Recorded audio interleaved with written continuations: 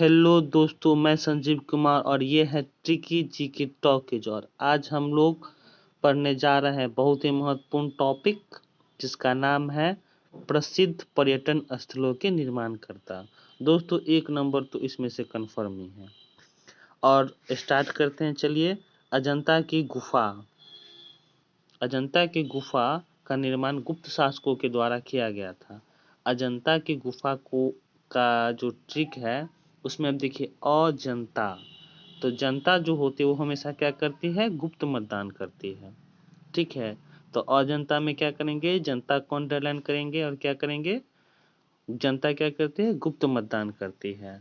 चलिए आगे बढ़ते हैं। उम्मीद है आपको याद हो गया होगा। एलोरा की गुफा। एलोरा की गुफाओं का निर्माण राष्ट्रकूटों के द्वारा किया गया था। ध्यान देंगे, एलोरा में लास्ट शब्द रा है।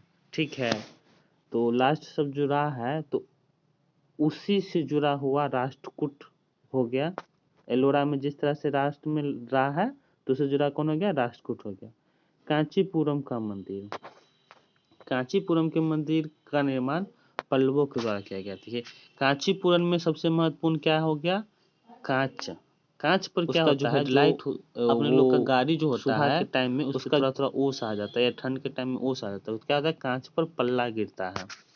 तो कांचीपुरम के मंदिर का निर्माण किसने कराया है, पल्लवों ने करवाया है। कांच पर पल्ला गिरता है का मतलब क्या, देखिए बिहार में पाला उसे कहा जाता है ओस की बूंदों को। ठीक है, तो जब भी ठंडी का समय होता है तो हमेशा कांच पर कुछ न कुछ ओस की बूंदें आकर रुक जाती है, तो इसी वजह से कांच पर पल्ला गिरता है। तो इसी से रिलेट करके याद कर लेंगे कि कांचीपुरम का मंदिर पल्लव राजा। याद कैसे करना है, कांच पर पल्ला गिरता है। अब आते हैं आगे, खजुराहो का मंदिर। खजुराहो का मंदिर, इसका निर्माण चंदेल राजा के द्वारा किया गया था। अब इसको याद कैसे रखेंगे, जैसे खजूर पर जो चंडाल टाइप का लोग होता है ना वही चढ़ पाता है। तो खजुराहो का मंदिर, चंदेल राजा। खजूर में वैसे भी लंबे लंबे कांटे लगे होते हैं तो उस पर चढ़ना थोड़ा सा टफ होता है, तो उस पर चंडाल टाइप का जो लोग होता है ना, जो बहुत ज़्यादा मजबूत चंडाल टाइप का लोग होता है वही चढ़ पाता है। तो खजुराहो का मंदिर चंदेल है। 5वें नंबर पर कुतुब मीनार। कुतुब मीनार का निर्माण कुतुबुद्दीन ऐबक ने किया था। और 2.5 दिन के झोपड़े का निर्माण भी किसने किया था, कुतुबुद्दीन ऐबक ने किया था। अब दोनों को एक साथ याद कर लेंगे, कैसे, तो सुनिए। जो कुतुब मीनार होता है ना वो थोड़ा सा पतला सा लंबा होता है, उसमें 2.5 दिन से ज़्यादा तक कुतुबुद्दीन ऐबक नहीं रह पाता है। तो क्या होता है, कुतुब मीनार में 2.5 दिन से ज़्यादा कुतुबुद्दीन ऐबक नहीं रह पाता है। इस ट्रिक से कैसे याद कर लेंगे, कुतुब मीनार से कुतुबुद्दीन वैसे ही क्लियर हो जाता है और 2.5 दिन से ज़्यादा नहीं रह सकता है, उससे यह क्लियर हो जाता है कि कुतुब मीनार 2.5 दिन का झोपड़ा भी कुतुबुद्दीन ऐबक के द्वारा ही बनाया गया है। हौज खास। हौज खास का निर्माण अलाउद्दीन खिलजी के द्वारा किया गया था।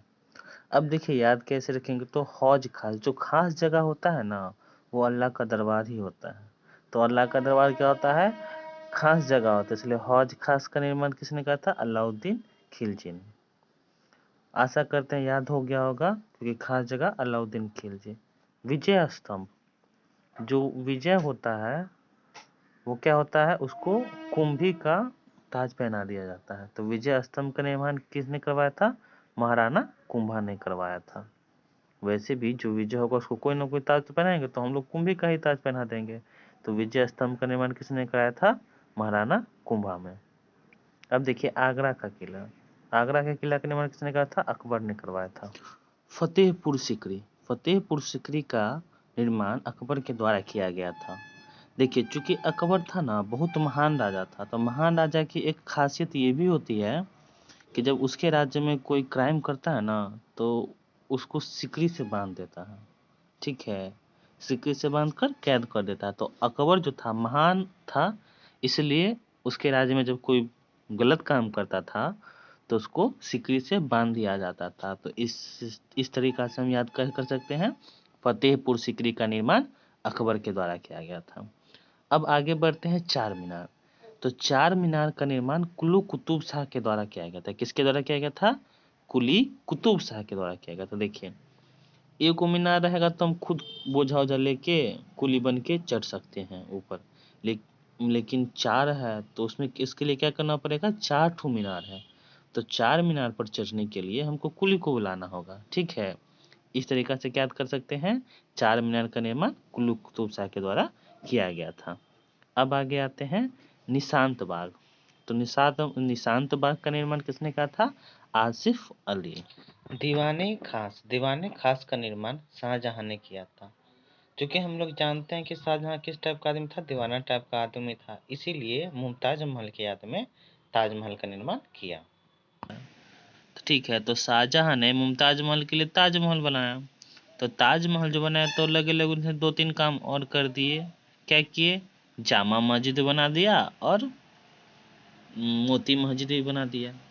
तो जामा मस्जिद चूंकि जानते ही हम लोग कि शाहजहां मुस्लिम समुदाय से आते थे, तो उन्होंने अपने, अब जब ताजमहल बना ही दिया है तो लगे लगे ऐसा है नहीं, मतलब जामा मस्जिद और ये तो दिल्ली में है, लेकिन बस याद करने के लिए कि उन्होंने लगे लगे क्या किया, जामा मस्जिद और मोती मस्जिद का भी निर्माण कर दिया। ठीक है, तो इस तरह से याद कर सकते हैं क्या, दीवाने खास, ताजमहल और जामा मस्जिद का निर्माण, मोती मस्जिद का निर्माण किसने कराया था, शाहजहां ने करवाया था। Fort William college. Fort William college का निर्माण लॉर्ड ब्लेजली ने किया था। किसने किया था, लॉर्ड ब्लेजली ने। देखिए, तो फोर्ट विलियम कॉलेज में हम विलियम को लेंगे, विलियम से क्या हो जाता है, विलेजली हो जाता है, दोनों मिलता जुलता शब्द है, तो ज़्यादा परेशानी नहीं होना चाहिए। तो fort William college Lord Wellesley, या सीधे विलियम से विलेजली, विलियम से विलेजली। ठीक है, अब आगे आते हैं हवा महल। तो हवा महल का निर्माण किसने करवाया था, महाराणा प्रताप सिंह ने।